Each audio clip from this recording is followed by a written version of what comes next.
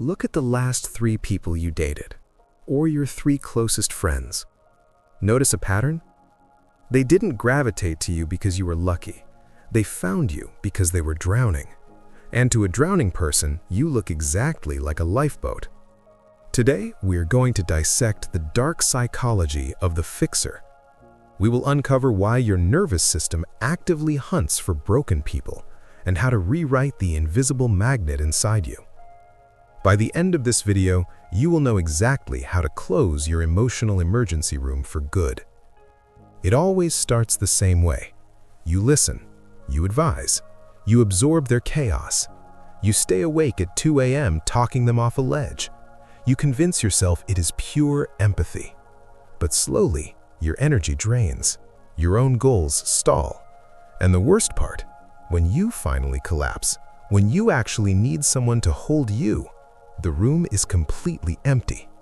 You are surrounded by people you saved, but nobody is stepping up to save you. Psychology calls this the savior complex. But let's be brutally honest.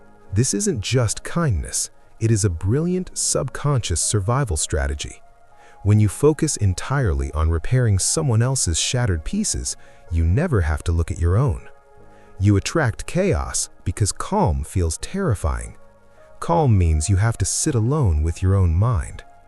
Fixing others also gives you a profound hidden sense of control. If they desperately need you, they cannot abandon you. You weave yourself so deeply into their survival that leaving becomes impossible. Your usefulness becomes your armor. Imagine a burning house. Most people run away. You walk straight inside.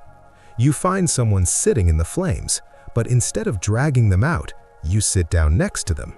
You teach them how to breathe the smoke. You wrap them in a fireproof blanket. You make the inferno tolerable for them. But here is the tragic truth. They never asked to leave the house. They just wanted company in the ashes. And now you are burning too. How do you turn off the magnet? You stop confusing pity with chemistry. Step 1. The empathy pause.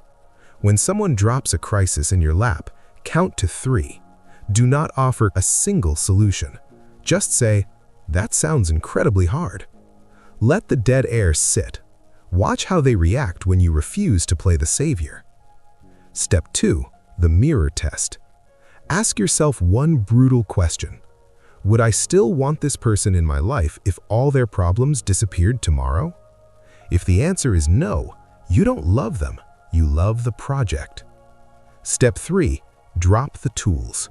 You are a human being, not a rehabilitation center. Stop giving unprompted advice. Let them experience the sharp consequences of their own actions. Real change only happens when the pain of staying the same outweighs the pain of growing. You are incredibly strong. You have held up the sky for everyone around you. But you are not a dumping ground for unprocessed trauma. You are allowed to be selfish.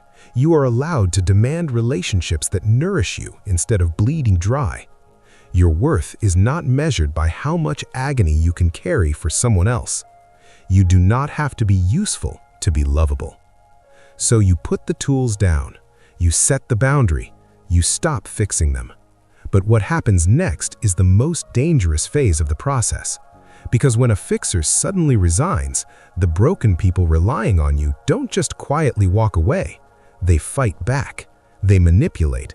They pull psychological strings you didn't even know existed. We will break down the dark anatomy of the guilt trip in the next video. Subscribe to Mind Switch Facts to decode the truth.